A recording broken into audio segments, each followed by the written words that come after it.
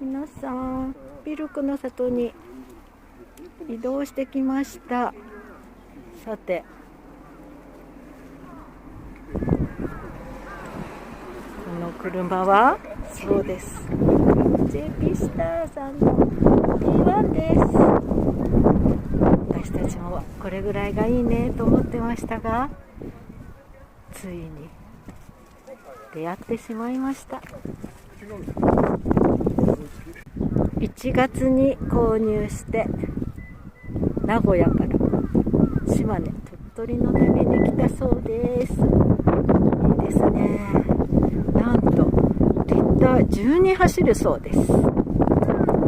坂道はちょっと大変なところもあるみたいですけど、全然普通の道走る分は快適だったそうです。